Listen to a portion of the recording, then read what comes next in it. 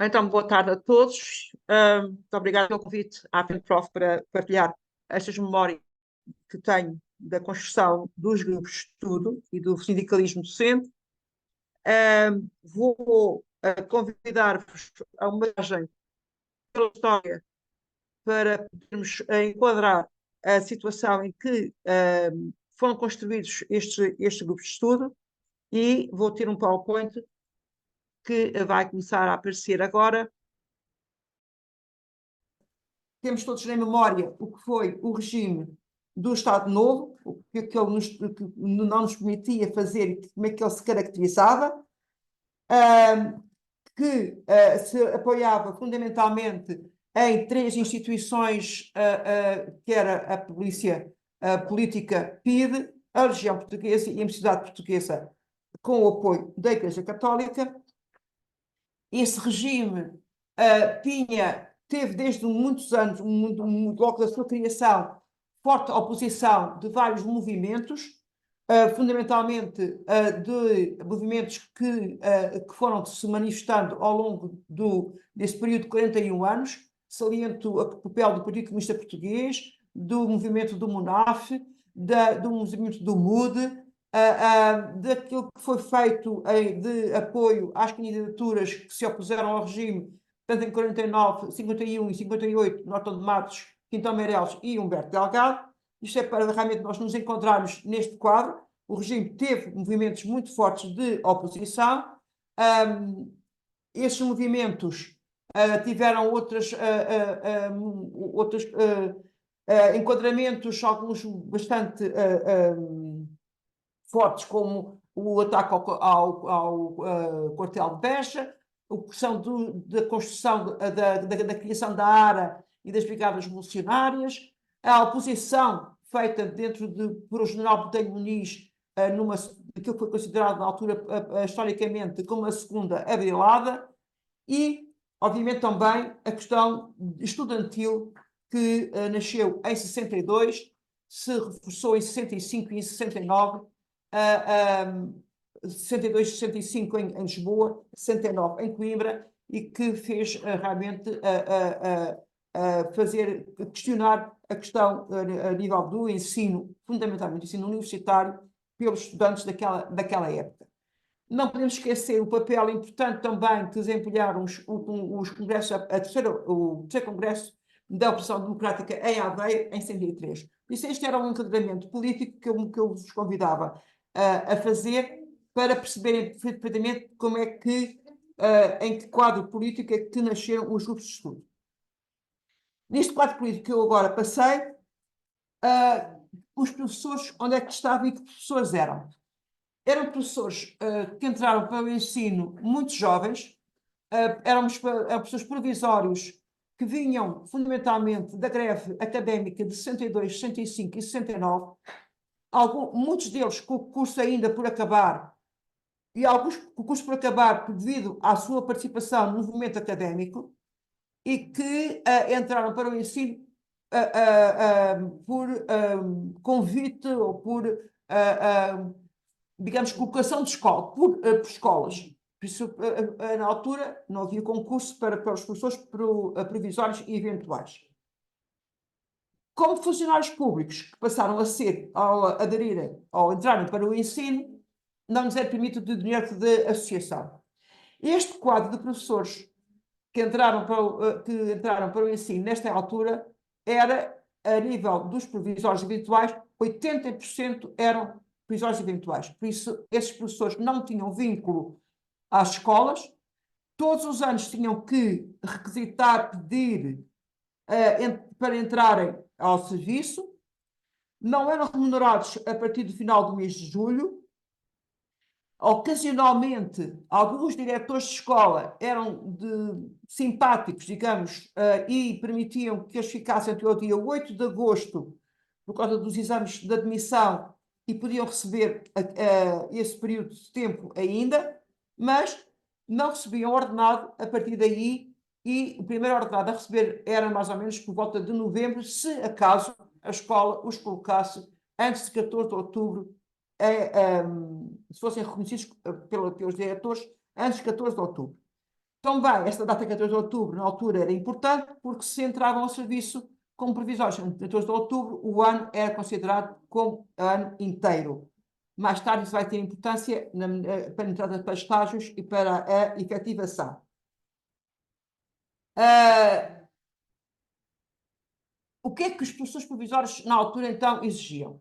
Exigiam o pagamento nas férias, exigiam uma garantia de colocação, o direito de reunião, o direito de criar uma associação profissional, o acesso ao estágio em pé de igualdade entre homens e mulheres. Recordemos que, na altura, os homens tinham preferência em relação às mulheres na entrada para o estágio e, em parênteses, relembro também que os homens, ao terminarem o estágio, se terminavam o estágio com nota de 10, estavam à frente das mulheres que tinham acabado o estágio, eventualmente com nota de 20. Por isso, havia aqui uma injustiça muito grande. Exigiam também uma participação nos órgãos de decisão da escola e alguns benefícios sociais. Foi então que, a partir desta ideia de que não era justo esta situação, que se criaram os grupos de estudo. E foram logo noticiados nos jornais a criação dos grupos de estudo, e vou relembrar a definição que a Elsa Oliveira, uma das fundadoras do grupo de estudo, declarou numa entrevista que eu lhe fiz. Os grupos de estudo foram criados com o objetivo de resolver os problemas dos professores provisórios do ensino preparatório e do ensino secundário, técnico e inicial.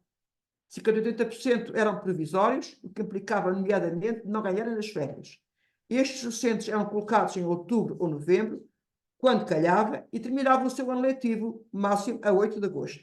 Muita gente era despedida em julho e, portanto, ficava sem ganhar desde o início deste mês até o início de outubro ou novembro, conforme a altura em que se tornasse a ser colocado. Esta foi a definição dada para a Elsa para para serem criados os grupos de estudo. Quem é que escolheu os grupos de estudo? Os grupos de estudo foram criados por 4 professores do ensino técnico da Escola Comercial Ferreira Bosch, em Lisboa, e que, com o auxílio do diretor da Escola Preparatória, Francisco da Ruda, também de Lisboa, pediram o apoio dessa escola e desse diretor. Para quê? Primeiro que tudo, para mandar cartas para todos para todas as escolas, para todos os professores que conheciam, para uma reunião a realizar na Francisco da Ruda. Faço aqui também um parênteses para recordar aos mais novos que, na altura, não havia telemóveis, não havia internet. Como é que então nós comunicávamos uns com os outros? Primeiro eram com telefones fixos. Alguns telefones eram usados porque havia cabines telefónicas, também é uma questão que hoje em dia é caricato, nós pensamos nisso, mas é verdade. Comunicava-se por carta, as cartas tinham que ser seladas, tinham que ter endereço, tinham que ser escritas à mão, e a multiplicação dos comunicados ou de qualquer documento que nós quiséssemos fazer era feita por stencil. Batido o stencil, tinha que ser reproduzido depois numa máquina especial para depois ser impresso e ser dobrado e enfiado dentro dos envelopes. Por isso a questão de comunicação entre nós e os professores era extremamente difícil.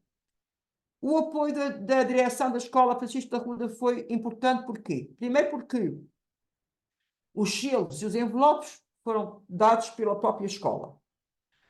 Os telefonemas foram feitos na própria escola. Por isso nós estávamos a evitar ao todo o custo fazer telefonemas de casa para não termos sempre o perigo de sermos detectados pela polícia. Constituídos, convocada essa reunião, realizou-se a primeira reunião, que é a reunião marca fundamentalmente a criação dos grupos de estudo, em 27 de maio de 1970. Para essa reunião, o grupo promotor, estes 4 professores, e na altura já outros 2 da Francisco da Ruda, não faziam ideia nenhuma quantas pessoas iam aparecer no ginásio da Escola Francisco da Ruda. Não tínhamos a mínima noção quantos apareciam. O facto é que, no dia dessa reunião, ficamos surpreendidos com a entrada na escola de aproximadamente 500 pessoas, 500 colegas que queriam saber o que é que se passava e o que é que poderiam fazer para ajudar. Dessa reunião saiu um abaixo-assinado, com 480 assinaturas, que depois, mais tarde, fomos entregar ao Ministro da Educação. A partir deste movimento em Lisboa, evidentemente que a palavra passou entre todos os colegas de todo o país e foi criado em 70 o Grupo de Estudo do Norte e em 71 o Grupo de Estudo do Centro.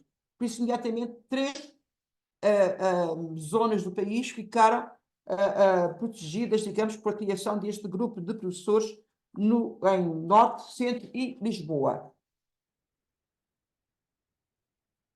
Esta é a imagem da primeira reunião que se realizou na Francisco da Ruda e da qual damos conta da mesa, e está o Salvador Sampaio, o diretor da Francisco da Ruda, Roberto Magalhães, eu, o Martim Madaleno, professor da Francisco da Ruda, a Elsa Oliveira e o Ferreira Alves, os 3 fundadores do grupo de estudos.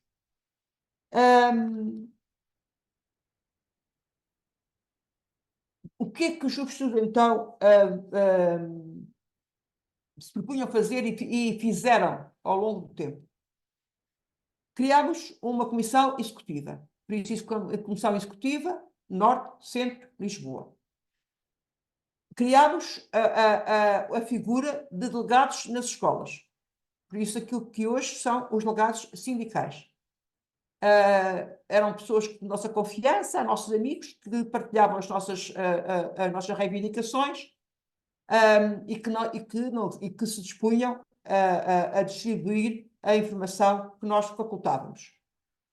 Estabelecemos uma rede a nível nacional. Enviámos abaixo-assinados ao Ministro. Esta questão dos abaixo-assinados vinha muito de uma experiência que nós, enquanto estudantes da greve académica de 62 e de 65, usávamos muito esta arma do abaixo-assinado. E aqui, como professores, repetimos esta mesma prática. Estabelecemos contactos com os jornais nacionais e regionais. E havia jornais como a Capital, de Lisboa, que publicavam com alguma regularidade informações nossas. Insistíamos muito na audiência ao Ministro, através da entrega dos abaixo-assinados. O Ministro, a primeira vez que nos concedeu uma entrevista foi em fevereiro de 1971. Por isso, desde a criação em 70, levámos praticamente um ano para conseguir que o Ministro nos recebesse. Tal como o António Teodoro há bocado referiu, o nome Grupos de Estudo, no fundo, é um eufemismo para uma organização que era fundamentalmente para-sindical. Por isso, as nossas questões eram muito todas à volta dos problemas da nossa profissão. Como é que nós conseguíamos, no fundo, fazer estas reuniões de natureza sindical? Era após os colóquios pedagógicos que dinamizávamos. Se nós usávamos muitos colóquios, que se realizavam em várias escolas e em vários pontos do país, após o colóquio, reuníamos sobre as questões que nos preocupavam de caráter laboral. Além desta atividade dos colóquios, editámos livros. Desculpem, vou passar agora a questão dos colóquios. Este é um dos colóquios que nós organizámos no Francisco da Ruda. Isto temos vários oradores. Alguns nomes vocês reconhecem, por Albano Gomes e o Raul Gomes eram conhecidos, o Salvador Sampaio, o João Serrão, que se prontificaram a trabalhar connosco nestes colóquios pedagógicos. Outra maneira de nós nos aproximarmos das pessoas e as pessoas conseguirem saber quem nós éramos e porque é que nós defendíamos foi publicar uma série de anúncios nos jornais a pedir emprego nas férias. Era a maneira de nós denunciarmos que não trabalhámos nas férias. Foi uma maneira... os anúncios eram gratuitos, a pedido de... E nós então oferecíamos, e as pessoas eventuais oferecem-se para trabalhar nas férias, em qualquer atividade, porque realmente nós estávamos desempregados todos os anos. Esta foi uma das maneiras de nós fazermos chegar ao público em geral, isso foi publicado em vários jornais, que nós não éramos pagos durante o mês de verão. Desculpem, vou para trás. Ok. Outras questões que foram para nós uma muito importante foi a criação e a publicação, as publicações que nós fizemos. Primeiras publicações que fizemos foi o caderno O Professor, daqui vem o primeiro número, de julho de 71. O caderno Professor foram publicados 3 cadernos. Quando nós tínhamos preparado o 4º caderno do professor, saiu a lei da imprensa. O Marcelo Caetano fez em 73 sair uma nova lei de imprensa e, obviamente, que o caderno do professor estava fora desse quadro e obrigava a que nos legalizássemos. O processo de legalização foi extremamente demorado, extremamente dificultado pelos organismos oficiais. Nós precisávamos de ter um grupo de pessoas respeitáveis, sem cadastro, e os dados que eles nos pediam para a legalização, segundo a nova lei da imprensa, nós cumpríamos, entregávamos o processo para a legalização e eles diziam que faltava um outro documento. Voltava para trás o processo todo, entregávamos o documento, chegávamos lá com o documento novo, não falta, este já está, agora falta o outro. E a questão, obviamente, estavam a adiar até quanto eles pudessem a legalização daquilo que nós queríamos que fosse a revista O Professor. Finalmente, em 73, conseguimos publicar o primeiro número legal da revista O Professor, com um grupo fundador da revista, e publicámos esse primeiro número. Foram publicados 3 números antes do 25 de Abril e todos eles foram temáticos. O primeiro número foi o Estatuto de Professor, que é este que aqui está reproduzido. O segundo número foi a Associação de Professores e o terceiro número foi Formação de Professores e Estágios. Além disso, também fizemos a publicação de livros. Livros como Professores de Vencimentos, do António Teodoro, Uma Política de uma Dobra Barata, do Agostinho Lopes, os livros escolares do Costa Carvalho e o livro do Gomes Bento, História do Associativismo Docente, professores do ensino secundário. A nível organizativo, como há bocado eu referi, havia delegados nas escolas, havia grupos coordenadores dos delegados das escolas, uma comissão executiva em cada grupo de estudo, recordo, Norte, Centro, Lisboa, e uma comissão nacional que reunia em reuniões nacionais na Zona Norte, Centro e Sul. Estas reuniões nacionais são, no fundo, o embrião daquilo que depois, mais tarde, veio a ser a FEMPROF. Por isso, digamos que a estrutura, no fundo, é aquela que nós desenhamos. Há pouco o António Teodoro falou na questão das reuniões. As reuniões eram feitas em cidades diferentes, Figueira da Foz, Tomar, Leiria, Coimbra. Como o António também referiu há pouco, escolhíamos quase sempre cidades na zona centro para poder facilitar os professores do Norte e do Sul poderem ser mais fácil a sua chegada lá. Reúnem-se muito em cafés, nunca no mesmo sítio, e, como o António também referiu, também nunca os textos eram assinados pelos mesmos professores. Os textos, hoje, depois de um trabalho que eu própria realizei, fiz o levantamento de todos os professores que lhe assinaram todos os comunicados desde a sua fundação do grupo de estudo até ao 25 de Abril, em memória daqueles que não tiveram medo de dar o nome. Obviamente que o António referiu muito bem o nome dos coordenadores dos grupos Norte, Centro e Sul, por vezes não apareciam, para, no fundo, se poderem defender de serem denunciados e identificados pela polícia. O quadro organizativo do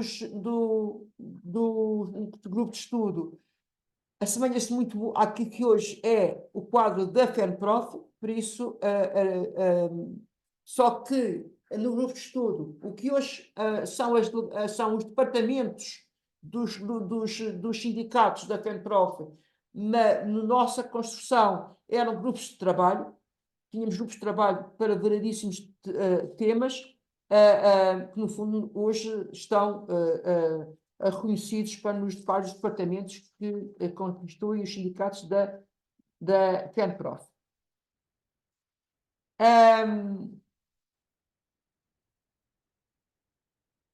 Uma questão que se coloca neste momento e que poderá colocar-se a todos vós é, então, se a polícia política existia e havia tanta repressão a nível, durante o período do Estado Novo, sobre aqueles que se lhe opunham, onde é que ela estava nesta situação? Não tinha percebido que este grupo existia?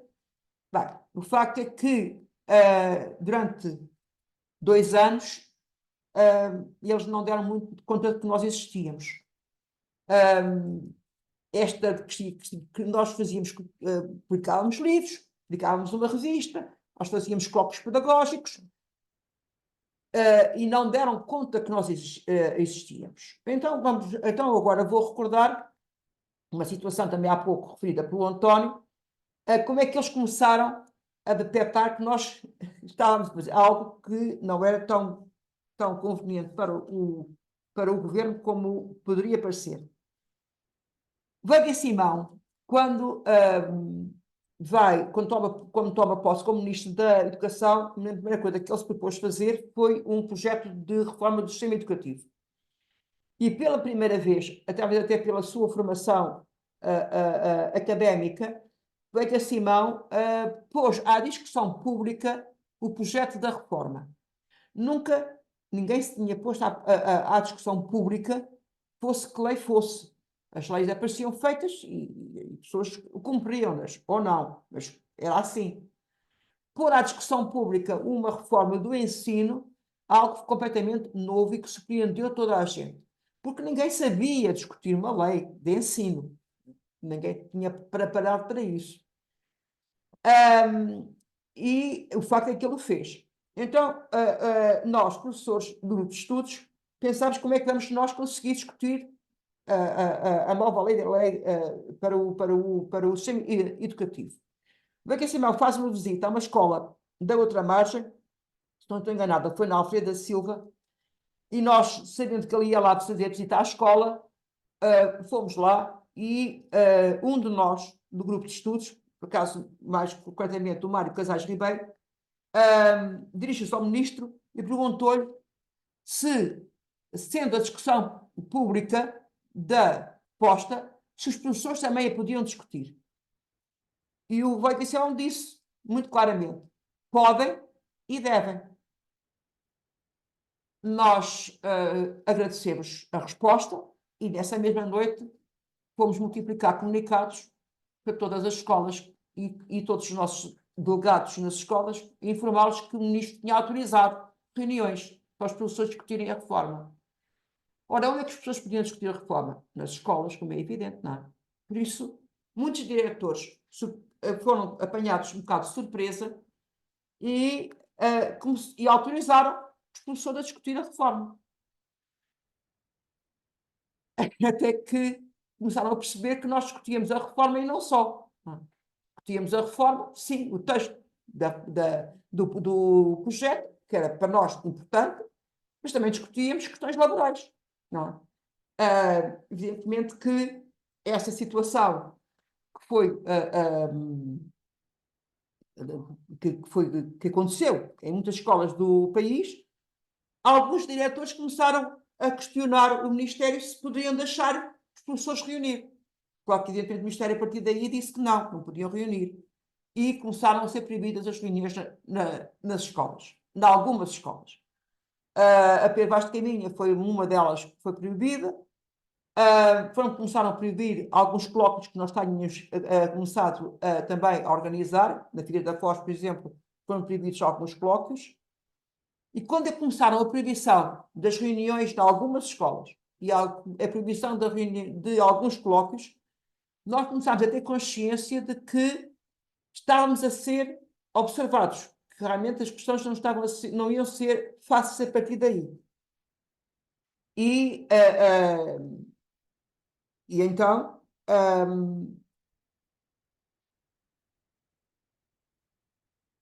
agora não está a mudar o PowerPoint.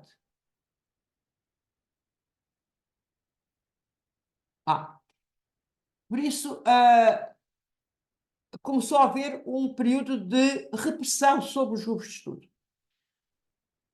Caracterizado por quê? Como eu acabei de dizer, pela proibição das reuniões, alguns professores foram detidos.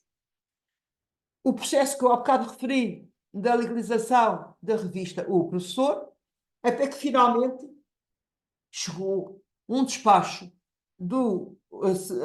não assinado pelo Veiga Simão. É curioso, do ponto de vista histórico e da administração escolar, que este despacho foi assinado pelo Secretário de Estado, não foi assinado pelo Veiga Simão.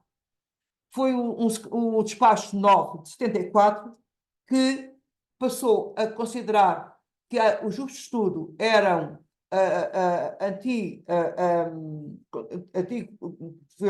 anticonstitucionais, segundo a Constituição de 33, eram uma associação secreta. Reparem que o despacho sai em fevereiro de 74. Na sequência deste despacho de fevereiro de 74, vão ser recebidos nas escolas circulares confidenciais. E as circulares confidenciais obrigavam os diretores das escolas técnicas e elementares e os reitores dos liceus a denunciarem todos os professores que pertenciam aos grupos de estudo e à revista O Professor. Não faz muito sentido aqui chamar a atenção para isso. A revista Professor já era legal. Mesmo assim, sendo legal e tendo a ser legalizada, esses circulares das escolas pediam a denúncia de quem pertencia à revista. Mas pedia quem pertencia ao grupo de estudo. Essa circular sai, como está aqui no PowerPoint visto, em 12 de fevereiro. Reparem na data. A seguir a esta, por altura de março, a PIDE assalta o jornal Notícias da Amadora e o livro do António Teodoro, Professores, Que Vencimentos, é destruído. A questão que se colocava por nós termos considerados membros de uma associação secreta levava à perda ao perigo de prisão, a perda dos direitos civis, aliás, desculpem, perda dos direitos civis, a multa e perda de direito a voltar a trabalhar na função pública. Por isso era um quadro bastante negro, digamos. A data de fevereiro é importante porque muitos diretores e hoje não sabemos quantos denunciaram, não há nenhum registro disso, se denunciaram ou se não denunciaram os professores que estavam envolvidos nos grupos de estudo a nível nacional. Não há registro nenhum disso. O facto é que foi pedido essa informação. Se o 25 de Abril não tivesse ocorrido em Abril, de certeza absoluta que a muitos de nós, na altura, teríamos perdido o direito de ser funcionários públicos, teríamos pago multas, teríamos sido presos eventualmente.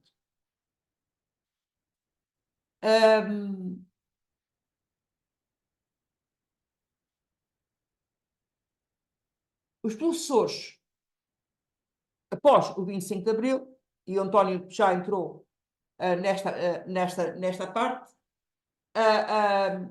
constituíram-se em sindicatos. Em 28 de Abril, como o António também referiu há pouco, foi a última reunião feita na Figueira da Foz, mas antes de nos criarmos em sindicatos, na nossa discussão nos grupos de estudo, ainda houve uma discussão sobre se iríamos ser, após o 25 de Abril, se iríamos ser uma associação ou um sindicato. Ainda houve uma discussão sobre este assunto.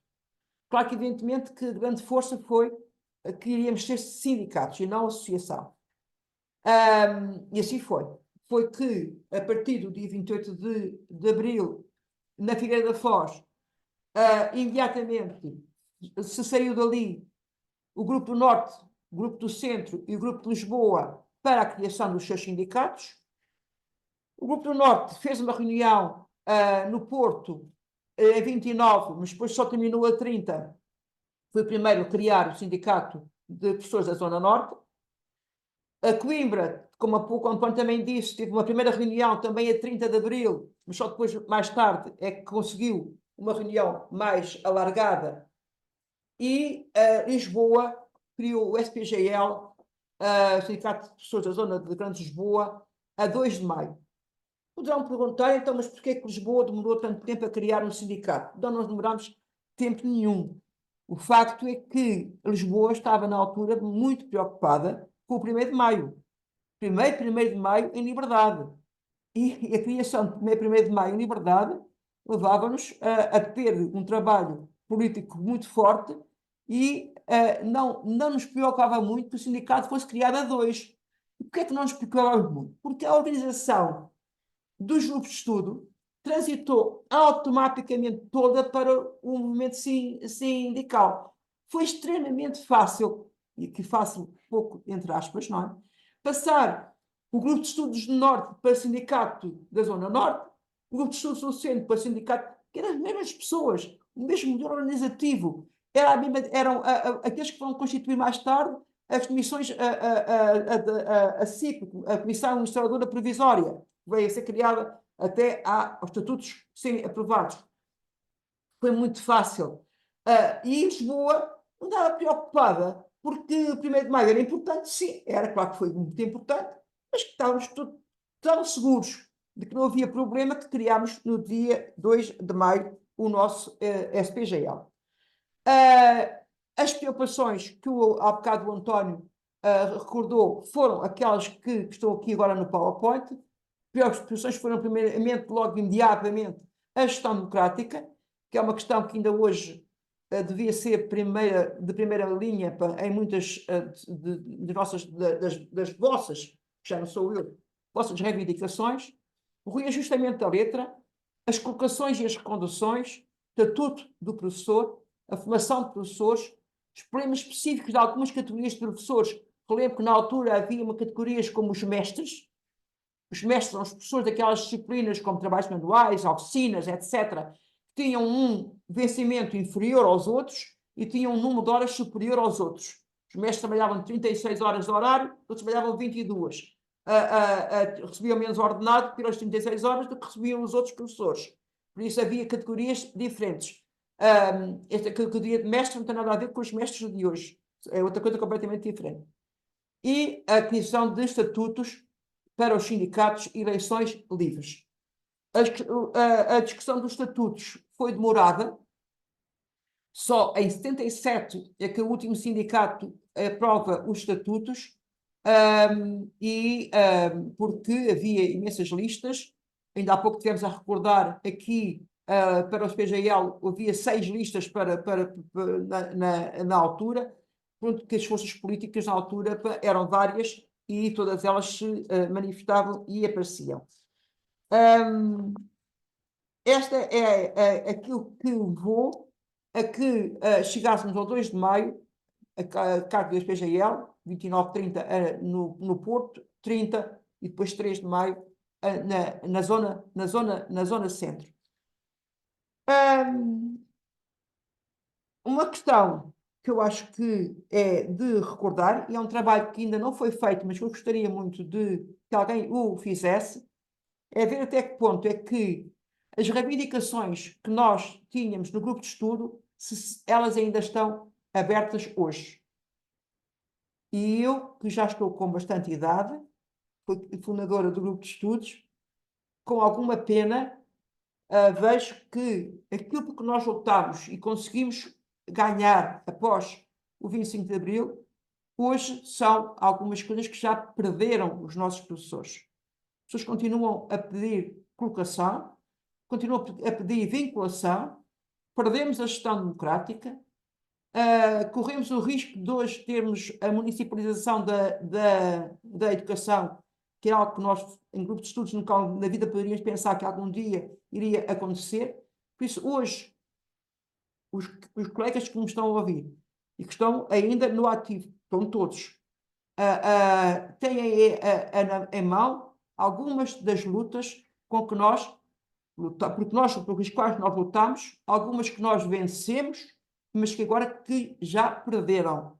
E é isso que acho que hoje podem fazer abertamente. Nós fizemos correndo riscos graves para as nossas vidas pessoais. Hoje, felizmente, podem fazer no âmbito dos sindicatos, no âmbito de todos os sindicatos, no âmbito da FEMPROF, porque hoje somos livres para poder decidir e para poder lutar em legalidade. Espero que realmente aquilo que nós fizemos seja hoje para vocês memória positiva e vos dê força como nós tivemos na altura. Obrigada a todos e estou aberta para as perguntas.